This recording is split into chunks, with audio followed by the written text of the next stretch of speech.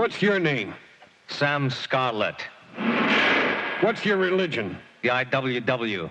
That ain't no religion. The only one I got. Who's your next of kin? I don't have any. Well, who's your best friend? Big Bill Haywood. He's in here with you. He's still my best friend. What's your nationality? None. Well, what country are you a citizen of? I am a citizen of industry. Where is your home? Cook County Jail. Before that? County Jail, Cleveland, Ohio. And before that?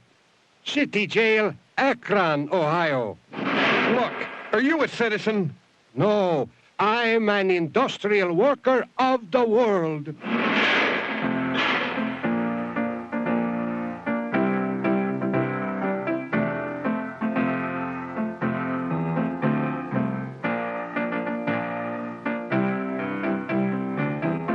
There was a strike going in Vancouver, BC, and the Chinaman couldn't pronounce W, and so he called it I Wobble Wobble. And so out of the I Wobble Wobble came the one Wobbly. The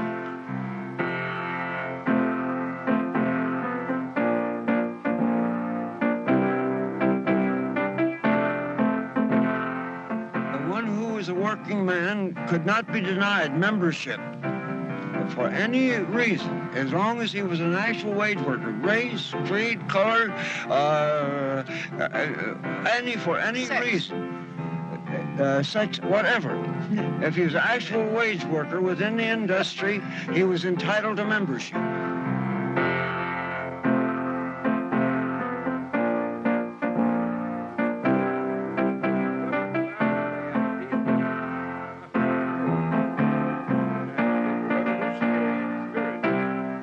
Condemned the whole system of what they call dog-eat-dog, you know, this idea that everybody lived off of everybody else, and mostly off the working class. When they voiced these ideas, of course, they upset people, and people were just upset with those words. IWW was a fear phrase for 10 or 15 years in the United States. There is power in a land of working men when they stand hand in hand. That's a power that must rule in every land. One industrial union plan. Would you have mansions of gold in the sky and live in a shack away in the back? Would you have wings up in heaven to fly and starve here with rags on your back? There is power in a land of working men when they stand hand in hand. That's a power that must rule in every land. One industrial union plan. If you've had enough of the blood of the land, then join in the grand industrial band. If for a change you would have eggs and ham, then come do your share like a man. There is power in a land of working men when they stand hand in hand. That's a power that must rule in every land. One industrial union plan. Come, all ye workers from every land, come join in the grand industrial band. Then we our share of this earth shall demand. Come on, do your share like a man. There is power in a land of working men when they stand hand in hand. That's a power that must rule in every land. One industrial union plan. The IWW stood for Industrial Workers of the World. Work, good wages, and respect. That's what they wanted for the workers. To be people, not nobody. Say those three letters, I, W, W, I, industrial work of the world.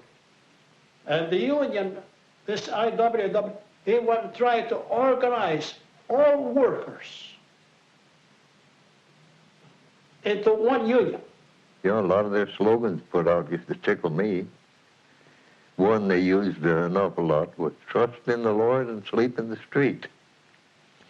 Another one was Jesus saves the willing slaves. I never saw them yet. We'd plaster them all over the country, little 2x4 stickers, you know, or gummed on the back. You just wet them and stick them up on them. There is power in the land of working men when they stand hand in hand. That's a power that must rule in every land. One industrial union grand. At the turn of the century, America was changing rapidly from a basically rural society to an urban industrial one. The completion of the great railroads from coast to coast signaled the end of the frontier. The population had increased 5 times, from 12 million to 60 million.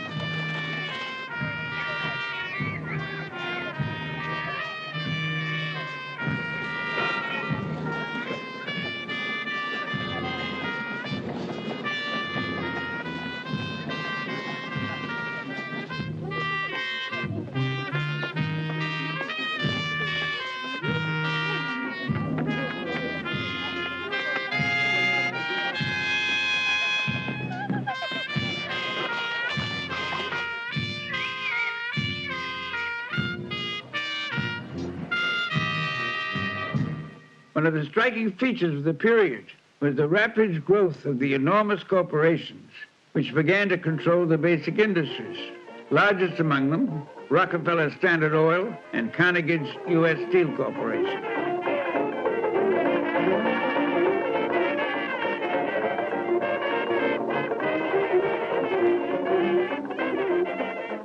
They used to say about owning the factories, which I think would have been a nice thing to do.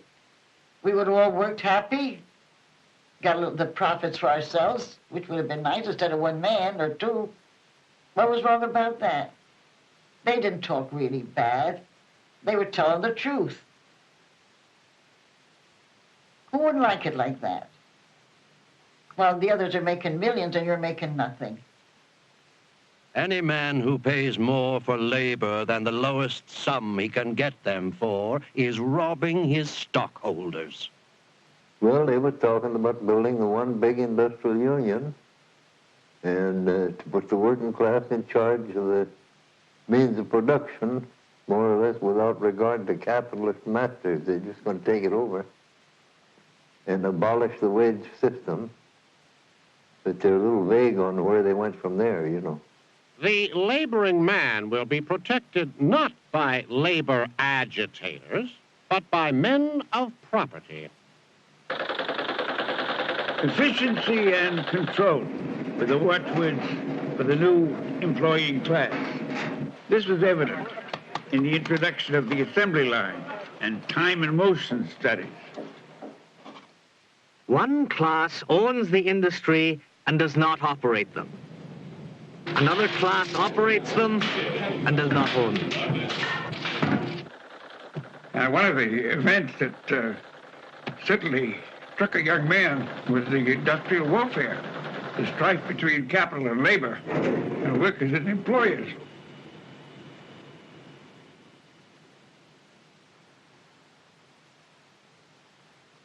I can hire one half the working class to kill the other half. But unskilled labor had almost no representation whatever. The AFL didn't take in unskilled workers, and they had no voice to speak for them. It was these conditions that were largely responsible for the founding of the industrial workers of the world.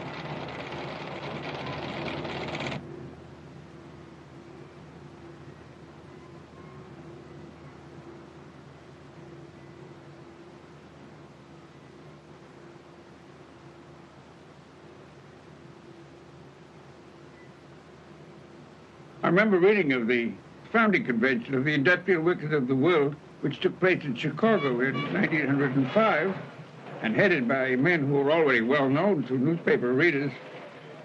Big Bill Haywood, for instance, of the Western Federation of Miners, and Eugene V. Debs, candidate for president on the Socialist Party ticket, and Mother Jones, and many others. Fellow workers, this is the Continental Congress of the working class. I don't give a snap of my fingers whether skilled workers join this union or not. We don't need them.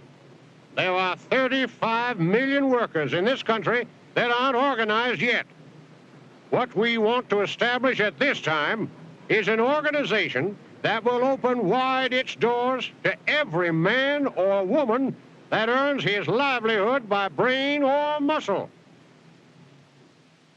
My dad warned me about him. He said, no, remember, he's a great speaker, an influential speaker, a good orator, but what he's talking about is just a dream. It can never happen.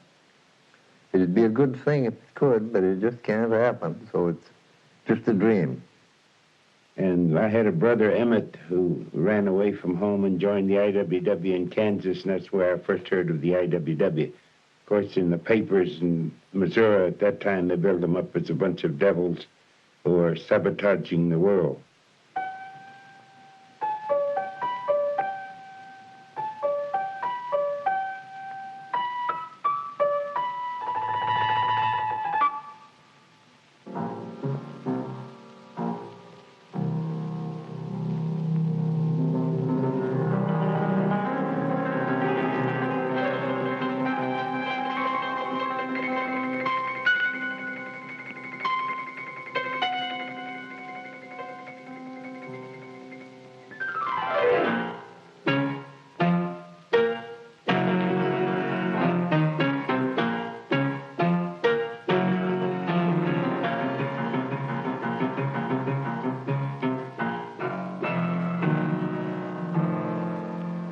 I tried to sign up in 1914, but I could never catch a delegate with any supplies. I tried again in 1915. I had been a member of the Socialist Party of America previous to this and had taken into mind our free speech fight. And there's where I first saw the IWW in action. And I asked them whether it would be possible for a person with my background to join the organization. And they said, well, you would indeed are most welcome, fellow worker. Anybody who wants to join and work with us is welcome. Well, that's when I joined the IWW in 1914 in the woods. The Cloquet Lumber Company, I was working for them. And they had maybe 30, 40 Wobblies out in camp. And I looked them up and joined them. And it kind of surprised the job delegate there. He'd never heard of anybody come up and volunteering to join. The Wobbly movement has never been more than a radical fungus on the labor movement, those who could not fit into a normal, rational movement. The AF of L, we used to call it the F of hell. The AF of L, with its divisiveness, these were skilled workers, machinists and so forth. They had no use whatever for the unskilled or the semi-skilled. The IWW set out because it was its reason for coming into existence was that the evolution of modern industry had made this craft system, which once upon a time was reasonably germane to the facts of industrial life, it had made it obsolete. It just didn't fit modern industry. Didn't know what the AFL was, especially when no such thing as AFL on the riverfront in this port. In the ports of the Atlantic and of the Gulf Coast, black and white workers were organized in the same unions, which the AFL and the established unions did not permit.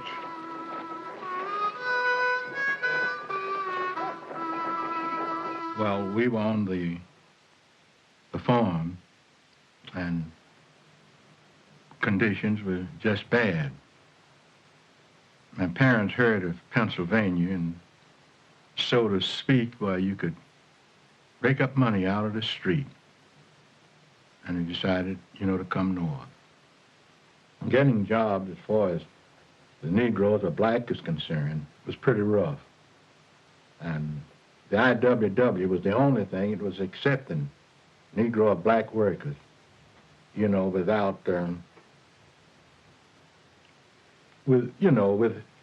freely.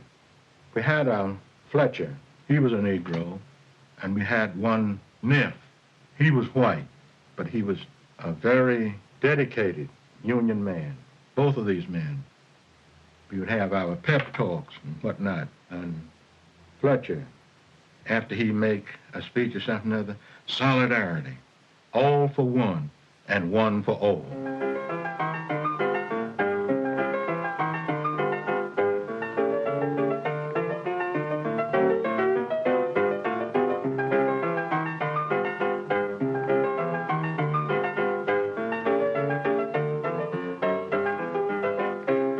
We were given the roughest jobs, of course.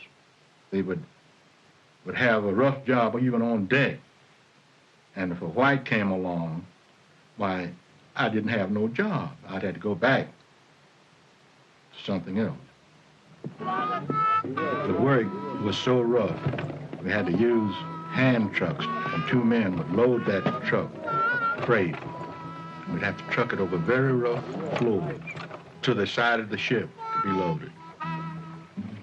We worked 10 hours. People were getting hurt, one after another. Just going to the hospital, we had no medical safety rules or anything like that. When the contract ran out, we'd go in for a contract, nothing doing. We had to go out on strike. The results of that, while we were on strike, people were transported from different parts of the country to break strikes. Some would be having, guns as same as they were the law, and they would be these vans going down. They would be escorted by police escorts on motorcycles. And a striker would have as much chance before the strike breakers as a rabbit would have before a gunner.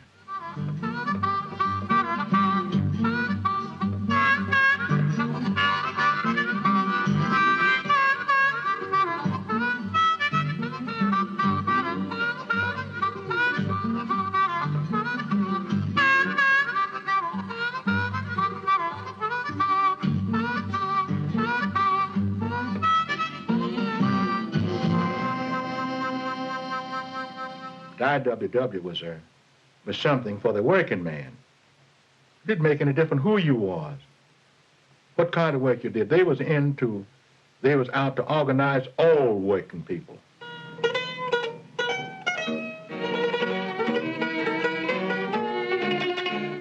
In addition to the large migrations from country to city and from south to the north, by the early part of the century, nearly 30 million immigrants from Eastern and Western Europe had helped swell the ranks of unskilled labor.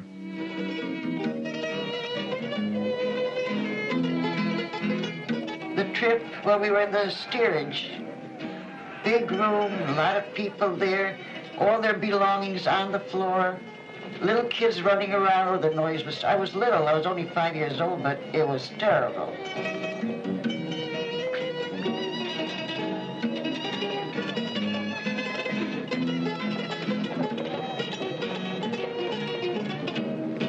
Many of these immigrants found their way to the textile mills of the Northeast, working under the worst imaginable conditions.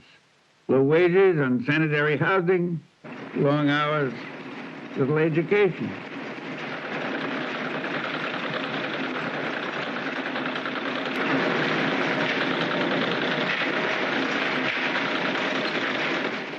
One of the IWW's largest and most successful strikes broke out in Lawrence, Massachusetts in 1912 among the workers in the woolen mills.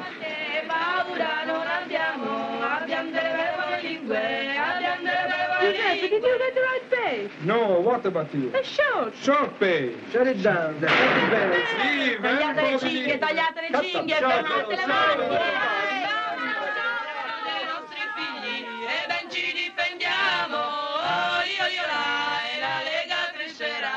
I was on the spinning room, and this bunch, they come upstairs and they stop the belt from the machine. They cut them, and they told us to get out and go home, so we stayed out.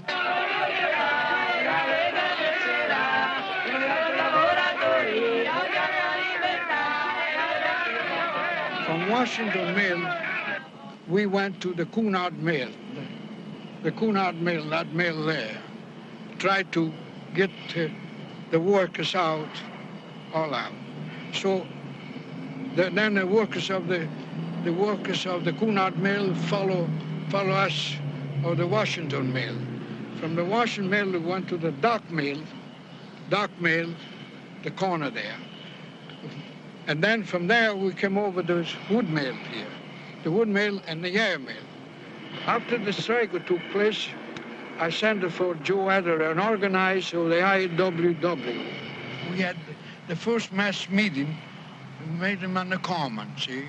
And he spoke to us and said to get together and all, stay together, that we win eventually, see?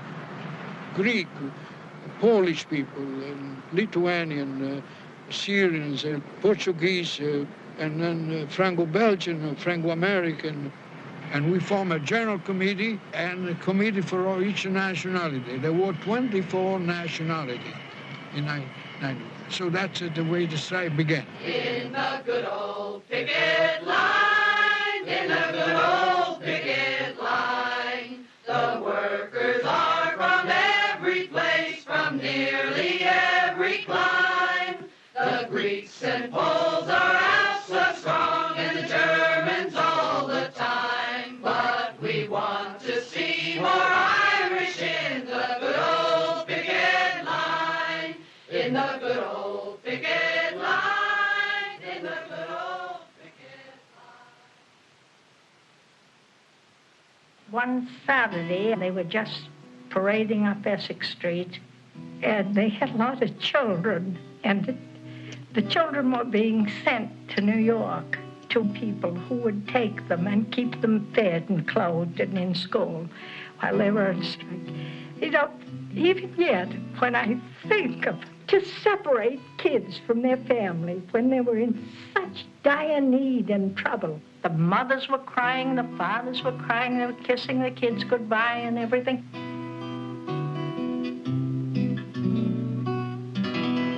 And we had 2 soup kitchens. And then we feed all the people who want to eat.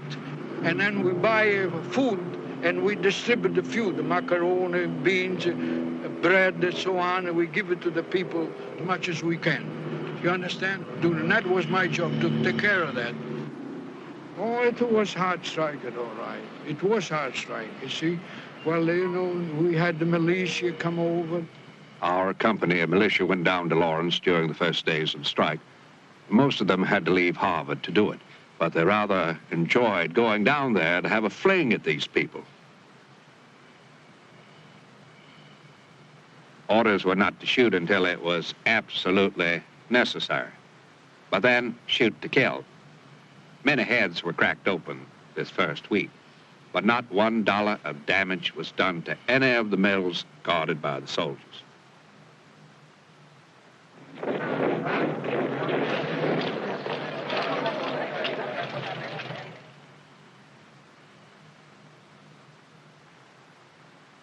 The IWW has been accused of putting the women in the front. The truth is, the IWW does not keep them in the back, and they go to the front. Shall we still be slaves and work for wages? It is outrageous, has been for ages. This earth by right belongs to toilers and not to spoilers of liberty. They killed Anna Lopizzo, one of the strike, and they accused the Angelo Caruso, one of the strikers, of killing her. But a police officer killed Anna Lopizzo, and they accused the 2 strike leaders, Joe Adler and Arturo Giovannetti, of inciting to kill. That did not break the strike. The leader got arrested and the strike continued. After Eder and Giovannetti had been locked up, the IWW sent Big Bill Haywood to Lawrence to take over leadership of the strike. Bud Haywood. He was a big man. And I can remember him up there in the common, and he, you know, beating his arms out and pounding his fist. I remember that very well. The IWW advocates violence of the most violent sort. Violence that consists of keeping our mouths shut and our hands in our pockets. In doing this and staying on strike, we are committing the most violent of acts, cutting off our labor. Let them weave cloth with bayonets. And after that, about a couple of weeks afterwards, the mill owner gave up, and we had the meeting with the secretary of the Manufacturer Association just about 9 weeks after the strike began, and the strike, we settled up the strike. And that's when they call us un-American, I think they're very inconsistent with the idea of American Revolution. So I disagree entirely with the idea. We were foreign, all right. We were foreign. We were born in a foreign country, but most of us, we love America much more than the owners of the mill did.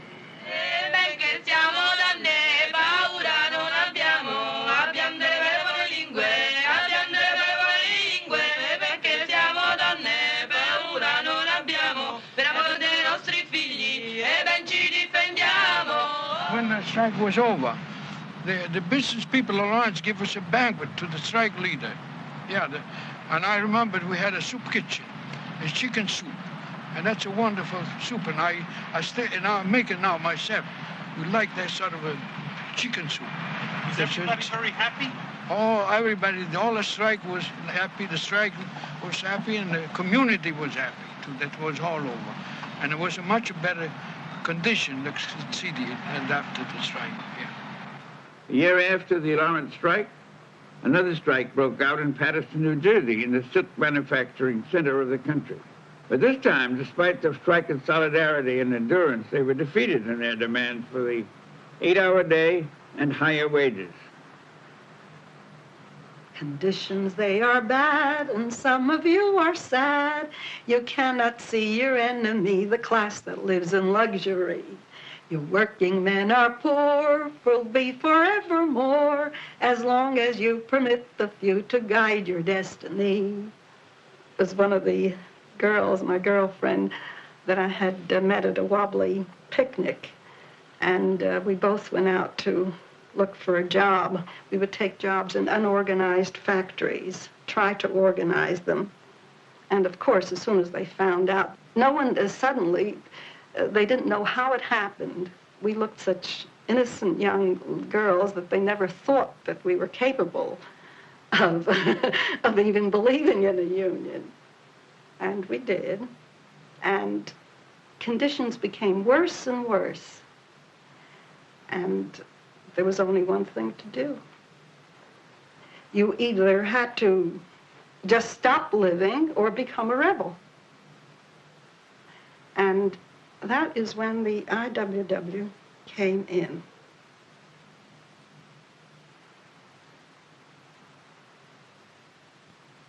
Agitators. A bunch of agitators are in Paterson. Agitators. How did you feel about that? I used to get mad. I said, they're not agitating us, they're just telling us the truth. So on a Thursday, when the time had come up, we're supposed to go on a strike. The boss had come by me, he grabbed me by the neck. Said, Mike, if you don't cut it out, I'm gonna throw you out the window. Then I said, listen, Pete, before you're gonna throw me out the window, I gotta get out through the door. And Girlie Flint, she was beautiful. And once she held a meeting for us, all girls, all women. And she said, would you like to have soft hands like your boss's daughters? We said, yes. Would you like to have pretty dresses like your boss's daughters? Yes, but you can't have them. So we got mad again. We didn't think that was fair. We worked, and their daughters didn't work. There are women of many descriptions in this queer world, as everyone knows. Some are living in beautiful mansions and are wearing the finest of clothes. There are blue-blooded queens and princesses who have charms made of diamonds and pearls. But the only and thoroughbred lady is the rebel girl. They used to say that we deserved a better life. And in fact, they used to say all the workers have a beautiful place. That's the way they used to tell us, you know. We used to be there listening. Say, we have music, good food, beautiful companionships. And we went for it. Who wouldn't? No? I was always on the picket line. Every day, every single day. But then the cops would come. And then they would start chasing us, swinging their clubs. They didn't care who they hit. Imagine on horseback to come after us. You had no chance. Not a strike, they had a lot of cracked heads, not a striker. But anyway, we give and take. The cops tried to hit us, then we hit them back. The strikers that they used to pick up every day was comical in a way. Picking them up, bring them to the jail. In fact, once I was arrested, the judge was sitting up there, and we had one cop on each side of us. And one cop said, "You know what she called me? A GD snake." I looked up at the judge and I said, "Your Honor, I don't use that kind of language." So he looked down at him. He said, "Case dismissed. And see that you understand right the next time. See that you understand right from now on." The week after, the other cop tried to date me out. It's true. That's really true. What did you say to him? I said, "I'm sorry, but I don't go out with cops."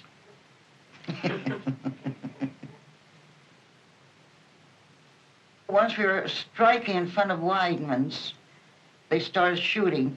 One man was on his porch holding his baby. He was shot. He had 5 children. Oh, gosh, what a big funeral that man had. Everybody crying. We never expected things like that. To be killed, to shoot, never.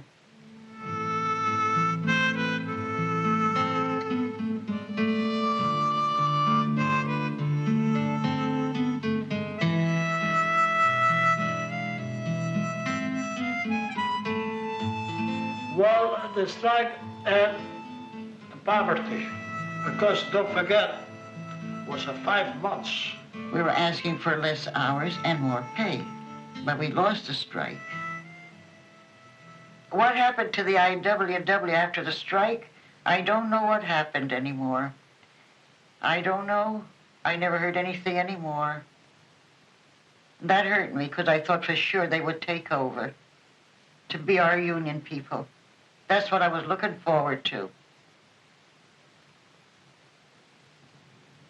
In the West, too, the IWW spread perhaps even more conspicuously than it had in the East. One of the tactics that they used was to appear on soapboxes everywhere, all over the country, in city after city, and make speeches about the advantages of their union. They used the soapbox as a recruiting station, and they attracted a lot of attention, especially from the police.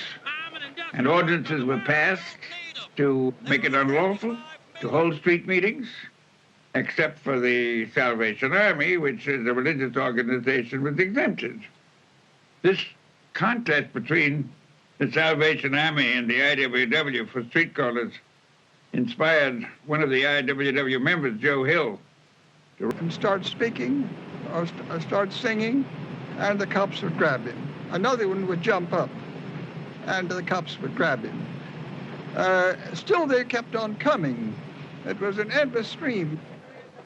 I got up to speak fellow workers and was immediately pulled down by uniformed policemen, and I was charged with vagrancy, and zip, before I knew it, I was sentenced to 90 days in the workhouse.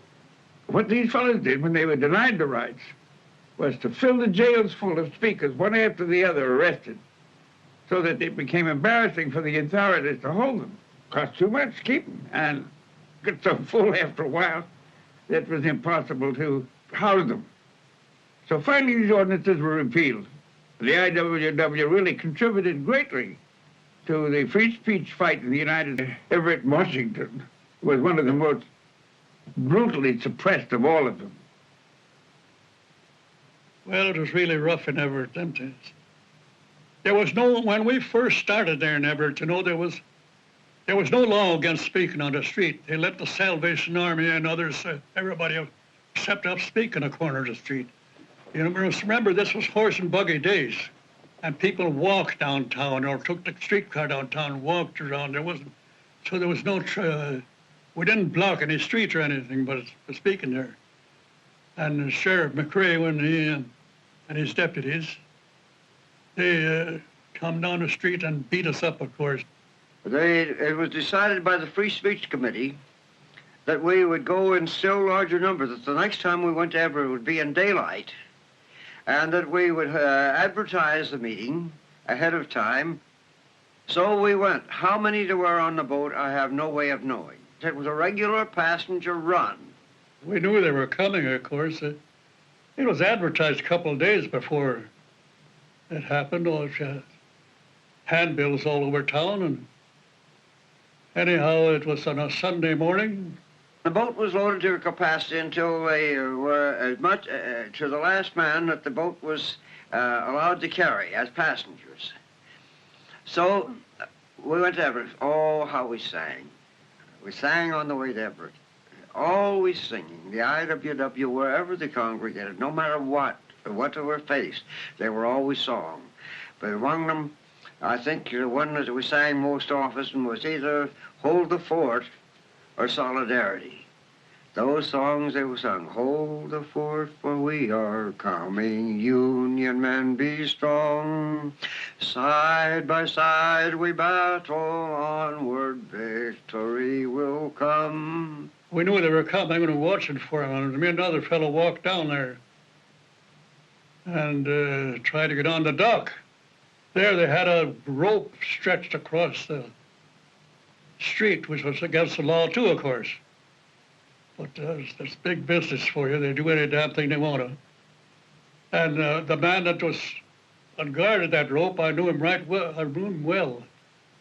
He was superintendent of the Ferry Baker sawmill, rifle over his shoulders. When we saw that, we knew there was going to be trouble because he had a gun on his shoulder. We knew darn well there was going to be something. First was Don McRae. I remember him standing there, one hand in the air, one hand near above his pistol. And he said, called out, "Who's your leaders?" Someone answered, "We're all leaders." He says, "You can't land here." Someone from the boat said, "The hell we can't." And almost immediately after that, a single shot was fired, and then a volley from the dock. I don't know how many they shot. Nobody knows. Lots of them went overboard. Some jumped maybe, and some fell overboard. It was terrible. And a fellow, then he tried to tell you that they didn't shoot anybody in the water. I know better. This other fellow, too, I wish he was alive. He's gone a long time ago. One man was swimming towards shore. He got about halfway to shore. And we run down the beach trying to see if we could find a boat to go out and help him, you know. But they got him, the bullets flying around him, and then bullets come our way, too, over by the shore. So it was no use. You couldn't do anything about it. The fellow sank, and his hat was floating around it afterwards. And they claimed they dragged that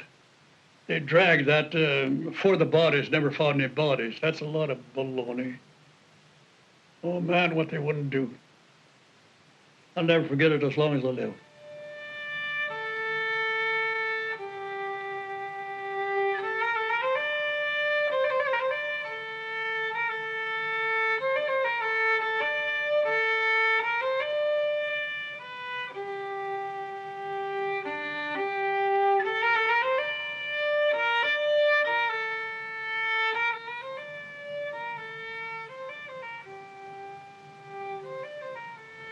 Those Wobblies who weren't killed or wounded were arrested and charged with murder.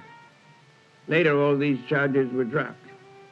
However, the events in Everett proved to be almost a declaration of independence for organizing the loggers of the Great Northwest.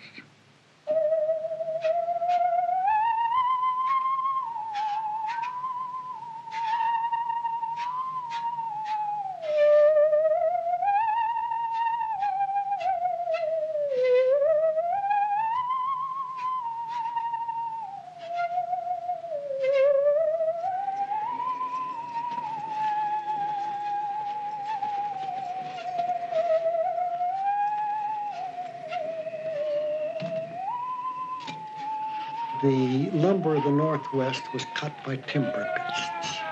And there was a saying that you could smell them before you could hear them, and you could hear them before you could see them. A shanty man's life is a wearisome one, although some say it's free from care. It's the swinging of an axe from morning till night in the forest wild and It'd be about like this. You'd have a big, huge bunkhouse, and just pine boards, and a great big barrel stove in the middle of the room, but they had no bathhouse, no shower bath, no way much to clean up except right in the bunkhouse there. And 150 men in that big barn of a bunkhouse.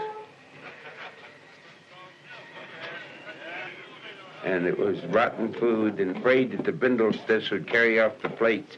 They nailed the plates down to the table and washed them out with a hose after they got through eating. That was the only washing that they got. Grub was not too good. I guess they thought the cheapest kind of grub they could get. Bunkhouses, no mattresses. We had to pack our own bedrolls, and that spread lice and bed bugs and various things of that kind all over the country. There was no escaping them. 7 times major bones broken, and 7 times in the hospital. Arms broke, legs broke, ribs broke. One time I had the guts all squeezed out of my tail end. A log rolled on me. So I had that cut off in a lumbering accident in the small head rig at Chemout, Oregon. Wallace Wheat was our walking boss, and hell was to pay when he got cross. He tries his best his men to kill, trying to come down heavy on the old gut bill. Roll, you tigers, roll. Roll, you heroes, roll. Let's roll all day, no sugar in your pay. While you're working on the weight, boys, roll away.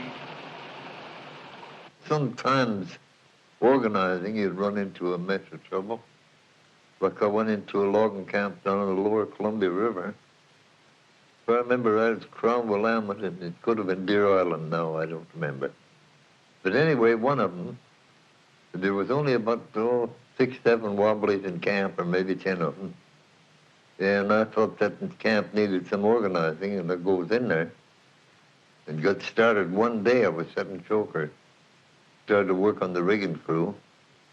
Come in that night, somebody had stooled to the superintendent. He come at me with a double-bladed axe, hollering at me, "Get out of here, you red, commie, wobbly bastard." He run me clear out of camp. And I didn't like the looks of that double-bladed axe, so I just kept going, you know. But later we got the camp organized anyway. So it didn't make any difference. We finally got him. That may have been one of the reasons why the lumber companies were so worried about all these little people, you might say, that were out organizing. They were not paid organizers. They were not professionals or anything. They were just lumberjacks. They began to send out what they call job delegates. They developed that technique. A man would be given a certain number of union cards, credentials, a number of constitutions, and always, but always, a little red songbook. A number of copies of the little red songbook would go along. I met him in Dakota when the harvesting was o'er. A wob he was, I saw, by the button that he wore. He was talking to a bunch of stiffs in the jungles near the tracks. He said, you guys whose homes are on your backs, why don't you stick together with the Wobblies in one band and fight to change conditions for the workers in this land? When you wear that button, the Wobbly's red button, and carry a red card, no need to hike, boys, along this old pike, boys, every Wobbly will be your pard. The boss will be leery, the stiffs will be cheery when we hit John Farmer hard. For he'll be affrighted when we stand united and carry a red card. In the grain fields, we harvested every major grain that grew in North America. Wheat, oats, barley, rye. The heat was 110 to 112 to 114 degrees temperature out in the sun. And you could look across the plains and see a freight train from miles away. It was by the day in the early days. So much a day, it wasn't by the hour. Whether you worked 8 hours or 14 hours.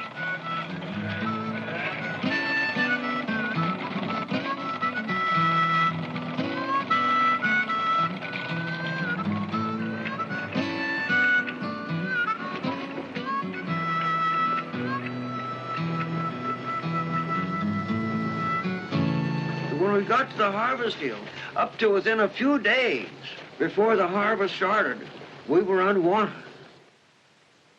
Anytime you pass through a large city and their jails were getting emptier than they wanted them to be, and they saw a stiff, as we called ourselves, they saw a stiff, who's more likely to throw in there, because who cares?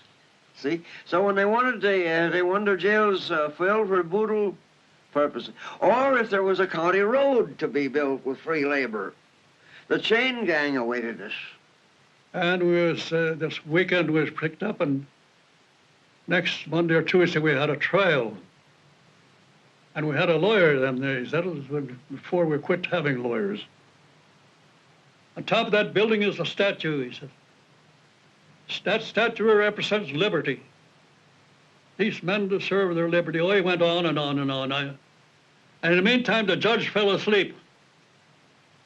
A cuter, that was a prosecutor. We call him cuter, you know. Woke him up, and that's $25, 30 days in jail. And we stayed there the full 30 days. I had a job once threshing wheat, worked 16 hours with hands and feet. And when the moon was shining bright, they kept me working all the night. One moonlit night, I hate to tell, I accidentally slipped and fell. My pitchfork went right in between some cogwheels of that thresh machine.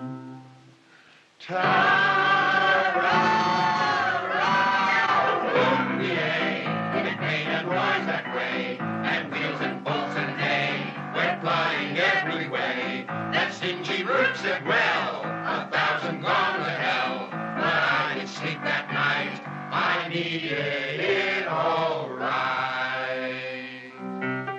Another one of the IWW tactics was sabotage, which was anything from slowing down on the job to threatening violence, which they didn't practice as a matter of fact, but it certainly scared employers into thinking they did. If Freedom's road seems rough and hard and strewn with rocks and thorns, just put your wooden shoes on pard, and you won't hurt your corns.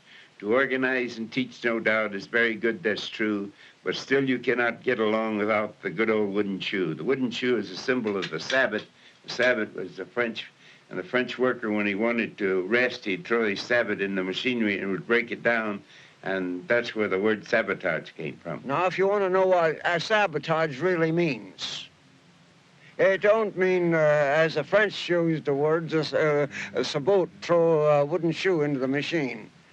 Nor did it mean burning down sawmill. For what is the reason, what would be the sense in burning down your source of employment? What did sabotage mean?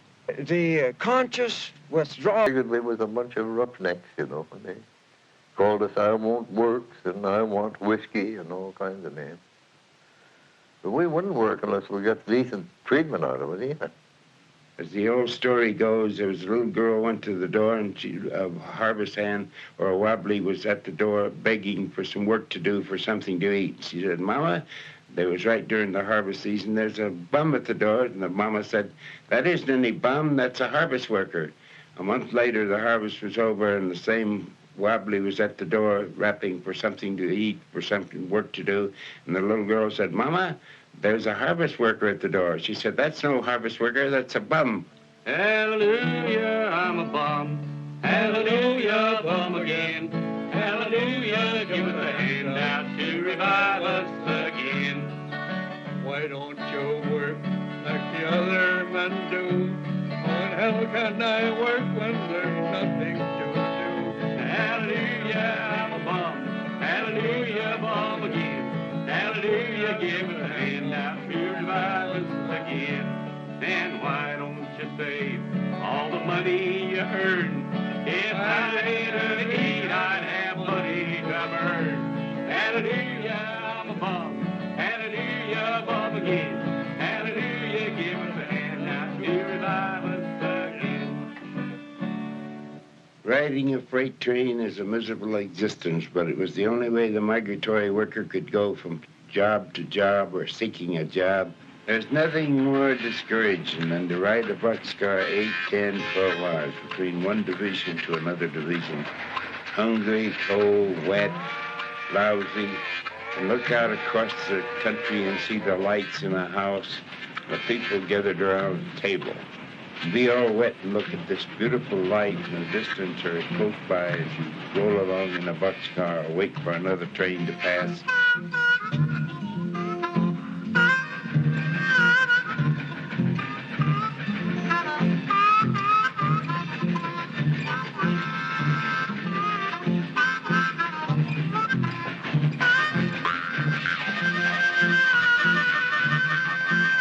The migratory worker is the most remarkable body of men that could ever be developed on any planet. A job, a big job, a bridge is to be built. As it becomes known that this big job is going to take place, men of the various skills from the remote corners of this country will come to that job. In those days, we had to fight the railroad crew. They were petty racketeers. They would come along, the engineer, the fireman, the two brakemen, and the conductor with pick handles in their hand, and they would make everybody donate either $1 to ride a division or your pocket watch or your pocket knife. The Wobblies put a stop to that when we beat the hell out of a few dozen train crews. They got the message real quickly that they weren't going to shake us down in order to ride a train crew. I wanted to have the experience of bumming a ride on a freight train because I'd heard so much about it. And the IW boys traveled that way. So I did take a freight train from Chicago to St. Louis. And I had to show the IWW card to get a ride. The trainman would not accept you without one. So they have a lot of trouble with hijackers. The hijackers would start at the back of a train and rob people and unload them. They were particularly looking for organizers because they might have $1,000 or more of funds, organization funds in their satchel. So they were in great danger to the organizers. So they organized this flying squadron. I was elected to the flying squadron. Our job was to get the hijacks. The hijacks would come in. They'd generally work in 3 and 4 together, all armed with 38s or 45s, mostly 38s, and they'd stick up 100 harvest hands in a boxcar. They had a rope ladder that they come down over the top with and into the freight trains, and if somebody got a little smart with them, they would give them a push, and the train would be going 30, 40 miles an hour, and they would fall under the freight train and be ground to bits. That was known as greasing the rails, and it was quite a common factor.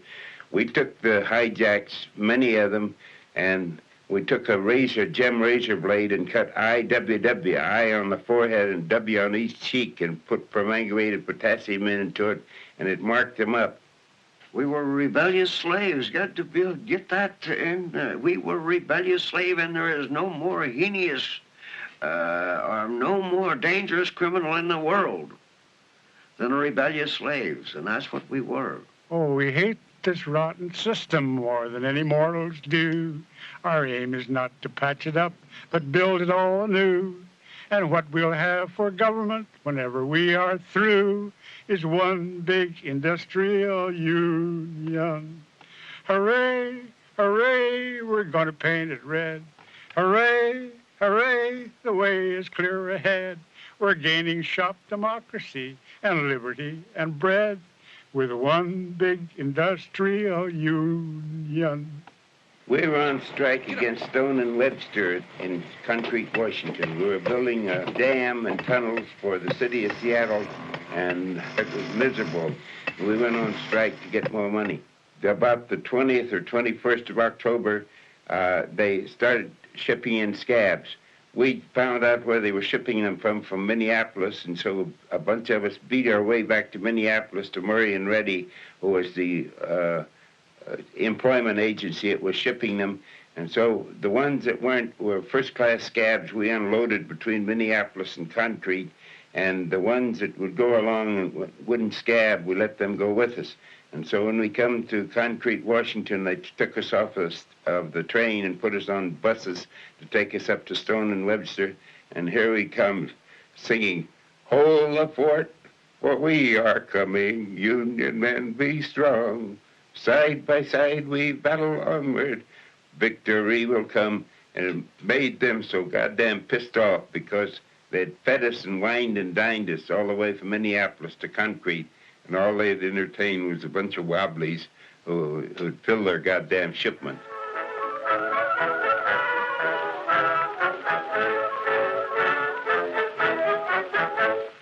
Johnny, get your gun, get your gun, get your gun.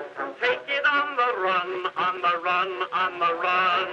Hear them calling you and me, every son of liberty. Hurry right away, no delay, go today. Make your daddy glad to have had such a lad. Tell your sweetheart not to pine, to be proud her boys in line over there. Well, lots of them went in the army. We were drafted. We didn't take any stand as an organization.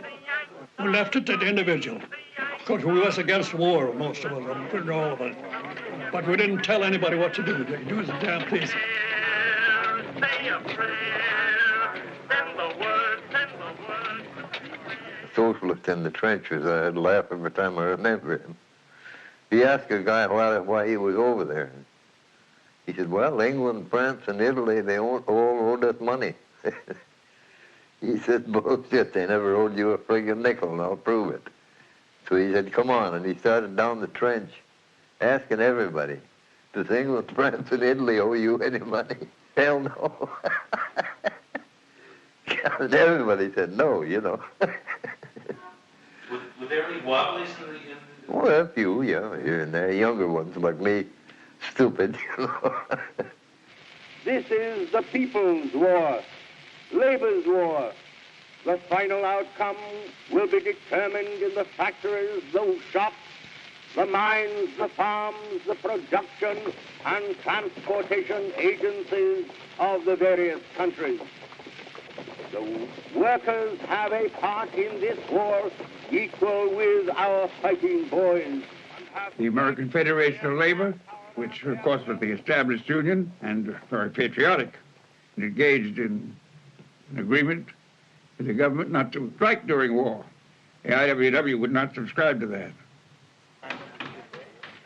War production required immense quantities of timber, and the IWW really controlled the great timber areas of the Northwest, therefore attracting the government's attention, particularly when the IWW engaged in strikes against the conditions under which logging was done.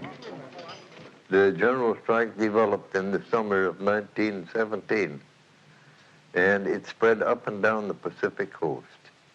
And it was led by the IWW In summer of 1917, the woods were almost solidly organized. The lumberjack, the most individualistic worker that you can think of, the big man idea, Paul Bunyan complex.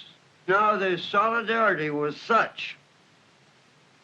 Not one logger remained in the camps wherever we could get in communication with that camp to tell them that the strike was on. 50,000 lumberjacks, 50,000 packs, 50,000 dirty rolls of blankets on their backs, 50,000 minds made up to strike and strike like men. For 50 years they packed a bed, but never will again.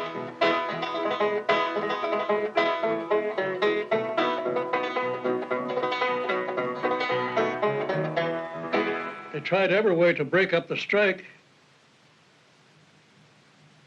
They sent soldiers in there. Soldiers that never had an axe in their hand. They didn't know they get lost if they walked around a big stump. They organized the spruce division. That's the way they used the army as strike breakers. They called them the Loyal Legion of Loggers. We called them the lousy, long-legged loggers. Wave the flag with one hand and rob you with the other.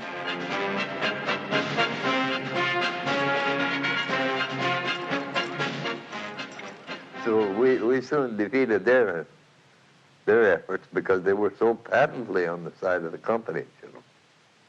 Sometimes the superintendent of the mill would be president of the local. So the whole forces of the government, the army, whatnot, was set against the IWW, and frequently they would be taken and put into like stockades to lock them up. So the idea occurred to transfer the strike back to the job. The strike on the job, in my estimation, was the best tactic that ever came out of the IWW. Better than the sit-down strike later, because the workers stayed on the job and got their pay, but they slowed production down sometimes 50%. And that soon brought the bosses to their knees, quicker than anything else ever did. One of the things they would do, they would work 8 hours, and everybody would walk off the job. The boss would, some of them would say, "Hey, we worked 10 hours on this job." "Well, that's all right. We worked 8 today. We'll work 2 more for you tomorrow." The last of all to give in was Weyerhaeuser. We were striking for the 8-hour day, and we got it. And the Knights of Labor had failed, the AFL had failed. We made it in the IWW.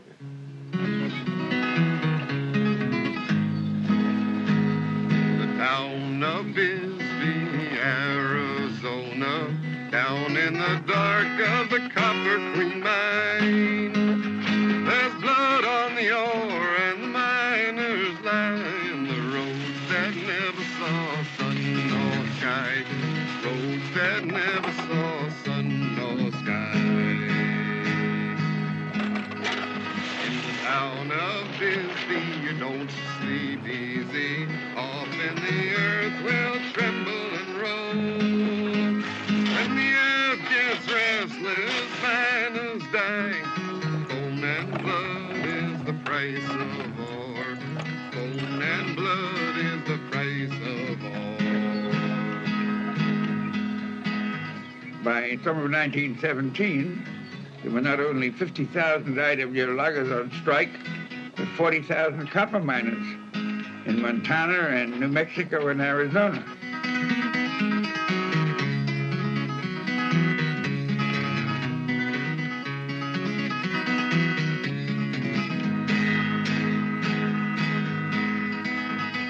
Town of Bisbee, Arizona, late in the year of 17.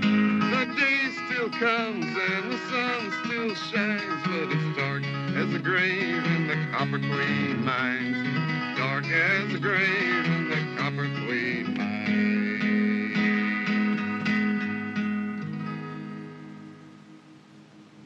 When I got up and looked out across the alleyway, I guess you'd call it, well, here was a fellow with a gun looking at a padlock on a bachelor's quarters. And a lot of bachelors in Bisbee those days. And there was a Baxter had some cabins behind us, and this fellow was looking at this padlock and had this big gun. There was a bunch of people right this Parker Avenue coming down towards me because I have to cross that street. And I say, man, what is wrong with it? Milan, what is wrong? What is it all about? You know, naked, bleeding. Oh, he says, we don't know nothing ourselves. There was boarding house up here. And they throw them 4 o'clock in the morning out of the beds and throw them in this line. Get.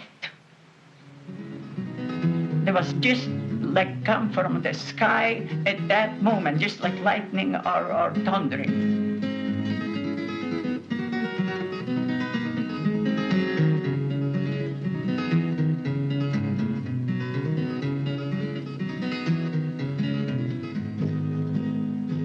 But now they come back with the truck and took my husband.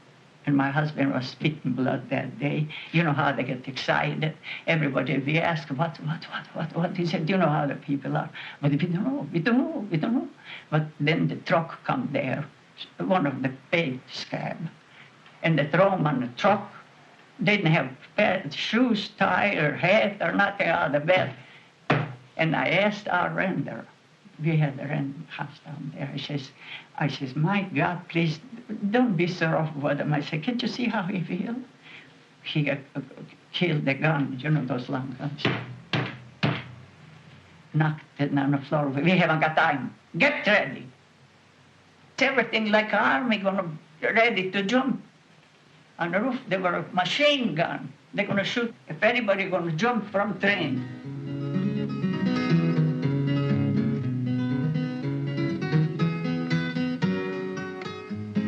1,270 or some men. Boxcars, like a cattle. And then they take them down to New Mexico, to Columbus, New Mexico, without water, without anything. They kept them there for 24 hours without a drop of water in July. And they claimed it wasn't for the Army, being an Army camp there, and this Army officer feeding them men, that they would have been in bad shape. There was no water, no nothing there for them. They had no accommodation made at all for the men. They were just dumped out on the desert like a bunch of animals. And they claimed after that Bisbee always paid 50 cents more a day than Butte, Montana, because the Phelps Dodge wanted to keep the Union out. We were accused of subversion. We were accused of being pro-German. We were accused of helping the Kaiser. The IWW goes on strike. He's helping the Kaiser.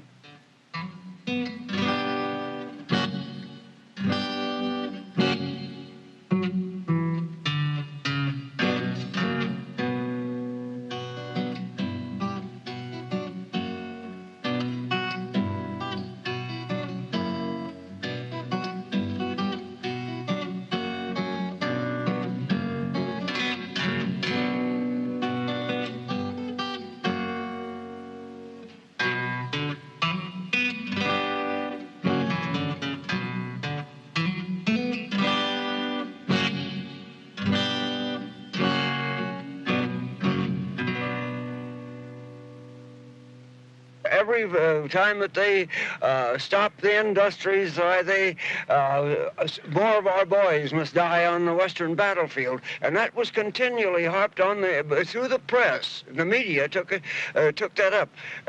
And it was in there until everybody was convinced that a member of the IWW had a spear-headed tail and wore horns. Now, 1917 was a revolutionary time in world history. And the challenge of the West, of the Western Revolution, of the socialist movement, of the left labor movement, was one which put fear into the hearts of the owners of property and the defenders of the status quo.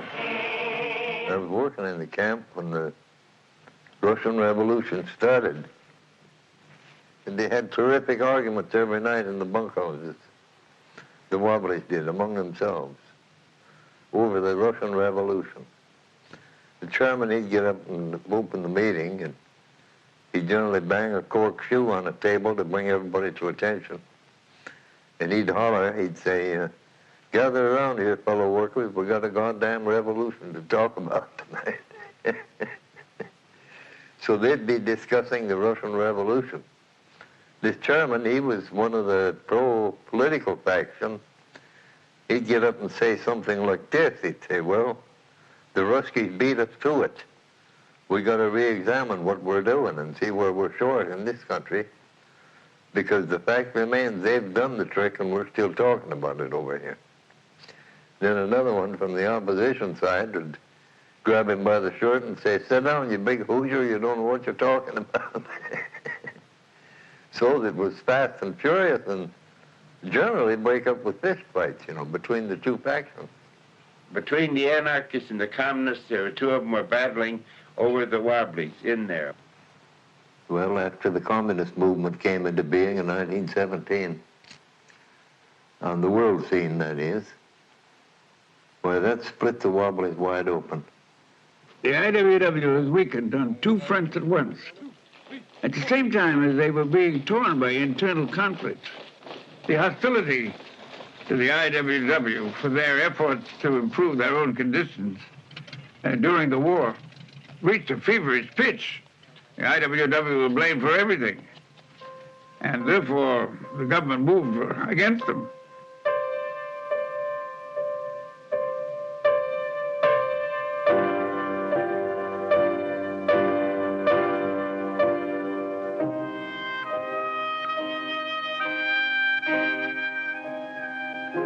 One night they raided the old hall, carried everything in the middle of the street and burned it.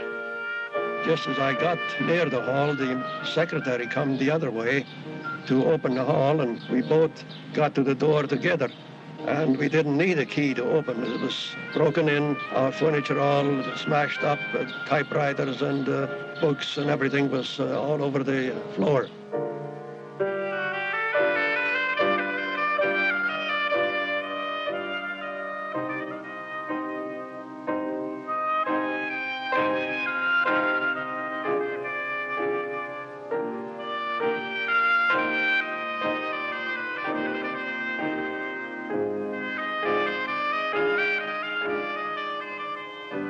There were 3 trials in the IWW, I think 3 wartime trials, under the same kind of indictments. But the Chicago trial was the most conspicuous because all the leaders were there, everybody. They'd scooped up everyone that had any prominence at all in the organization. It was one of the great historic trials in free speech in the United States. The lawyer who handled the IWW case was a very skillful man, George Vanderveer. I thought he made such a good case of the legitimate activities of the IWW.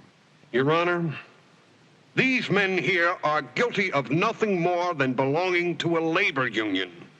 A labor union that recognizes that this war is not being fought to keep the world safe for democracy, but merely to expand industrial markets. There were 101 men, I think the number was, on trial under the federal law concerning obstruction of recruiting and enlistment. And it was all based on Taliesin's speeches and on what had written in the IWW press. There were no other charges, but those words, those language, those condemnations of the war were construed to discourage people from joining the army, and that was the theory of the government. Completely upset the appellate court. They were all convicted and given very savage sentences. But that was war hysteria. I have no doubt that they hoped that they would destroy the IWW by these prosecutions.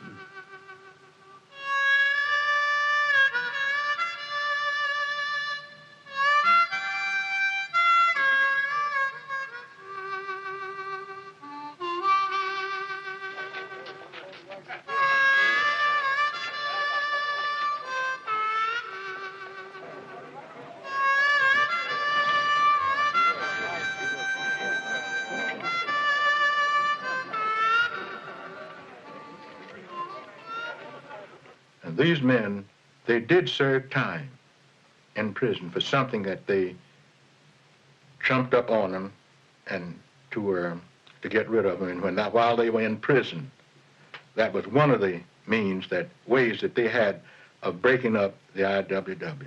Bill Haywood and others who were out on bail on appeal had escaped the country. They'd gone to Russia. Half a dozen of them. I went to the very tragic thing for the fellows that were left because they had to pay very high sums of money. But he went because the refuge was offered to him, and he just couldn't face any long term in jail. Naturally, there was an air of sadness, but at the same time, there was also this feeling, and I recall it very well, that this is not the end, but the struggle will have to go on, and regardless of what happens to our members, we who are on the outside must keep on trying to do the work that they had started. And we had a large moral issue with the IWW boys in getting them out, because the government said you've got to apply for a parole or a pardon on these papers, because that's the way we do business. And these papers say you were convicted, and you've got to admit that you were convicted of a crime. And these fellows said, never will we admit that we were convicted of a crime. It wasn't only the Wobblies they took it out on, it was the trade unionists in general that they took it out on, but everybody was a Wobbly to them that wanted anything at all. Although most of the members of the IWW were Americans, there were a considerable number of foreigners who were deported by Attorney General A. Mitchell Palmer in the so-called Palmer raids. From their lopsided faces, sloping brows, and misshapen features may be recognized the unmistakable criminal type. They'd raid their homes and pinch these guys. They were looking for foreigners, and they got very few foreigners amongst the Wobblies. They picked up poor foreigners that didn't belong to any organization at all and deported them out of the country on suspicion that they were Wobblies or socialists. But they go wild over me, although I've never done them harm that I can see.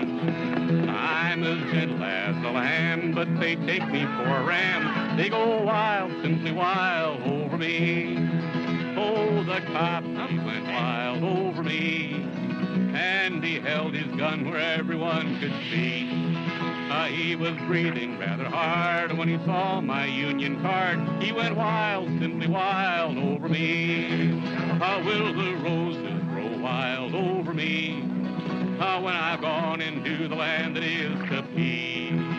When my soul and body part in the stillness of my heart, will the roses grow wild over me?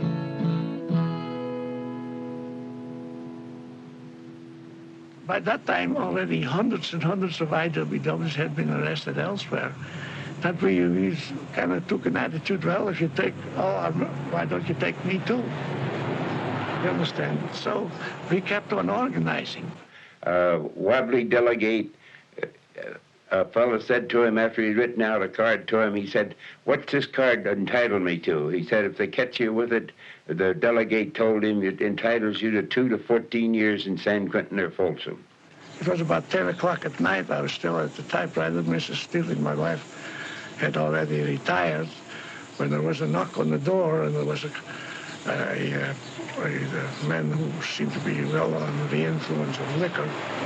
And he had a piece of paper in his hand, and he says, "Are you stealing?" And I said, "Yes." And "You're under arrest." I was tried once by myself, and the jury disagreed, and then I was tried again in the fall with 2 other wobs that they had picked up, and convicted that time.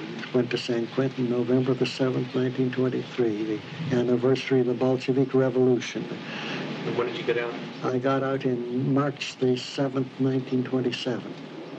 After I had been imprisoned and returned, and I had still was under surveillance by the government, I could not be the same IWW that I was before. The IWW lingered on for several years after they had gone to prison, but it wasn't effective because we had several, to come along and tried to and did what they could, but the opposition, the odds were just against us. Thank you, Your Honor. Now, members of the jury, this IWW, these Wobblies, have been charged with conspiracy to violate the law by means of force. They pose as a labor union, taking orders from Mr. Haywood, a tyrannical sovereign who sends his messengers across the country to carry out strife and disorder. Make no mistake, their purpose was to paralyze and destroy this country so completely that none of you would be safe, no value you hold sacred would be untouched. This government finally woke up and put a stop to the scheme that this trial has made absolutely apparent. And now it is up to you, members of the jury, to put the end to this plot by finding each and every one guilty as charged.